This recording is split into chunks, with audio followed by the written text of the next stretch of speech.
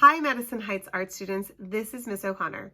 I'm here to introduce to you our final art project of the school year, and it's been a really unusual school year.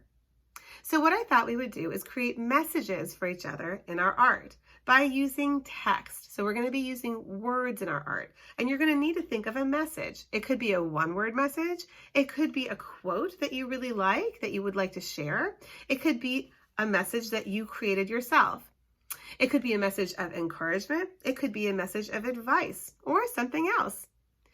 Also, you could write this message in Spanish or in English or in both. The last thing is that you can make it with any type of art you want. You could be drawing it. You could be painting it. You could create it out of found objects. You could create it out of nature objects. You could make a sculpture of it. So there's a lot of different ways to create this art.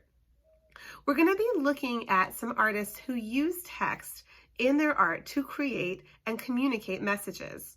And then I'm going to make a sample myself. Lisa Congdon is an artist who often pairs text with images to create messages in her artwork. She uses really bold colors often. Sometimes she creates the messages herself. Sometimes she uses quotes. The other thing that I think is interesting in her work is how she actually draws her text. The letters aren't always perfect. Sometimes they're in cursive, sometimes they're in print.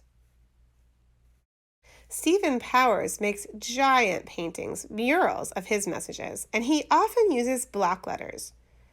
Even here he's using block letters, but he's made them look like they were alphabet magnets.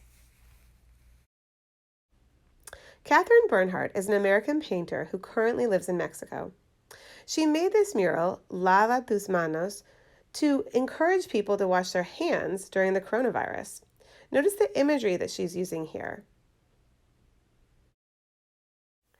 When you go to create your own art with a message, remember there are a ton of different ways to do this, and there's no right or wrong way to create your art with a message. This is my art with a message. I first wrote my message out in pencil because I wanted to make sure that the words that I was writing fit in the paper and space that I had. And then I outlined them with marker to create bubble letters and then erase the pencil inside, similar to the portfolio, the technique we used when we created our name portfolios in the beginning of the school year. And I used colors that to me talked about summer, sort of blues and yellows and oranges, because que tengas un excelente verano translates to have a great summer. And I also actually made two versions in English and Spanish, but of course you only need to make one if you want to do this. And the next thing is that I made sure I used imagery that had to do with summer, which is palm trees and cactus, sun and water, and colors that talked about a beautiful summer sunset in the background. And last, I made sure I used the technique of overlapping, which means I allowed myself to color around the words and let the imagery be behind the words so that words were overlapping the imagery. So this is my art message to you guys. I wonder if you noticed that I forgot the upside down exclamation mark that should have gone in front of my Spanish message, but I collaged it in. And it just goes to show you that everybody makes mistakes. I wonder what your message is going to be for us. I can't wait to see what you make.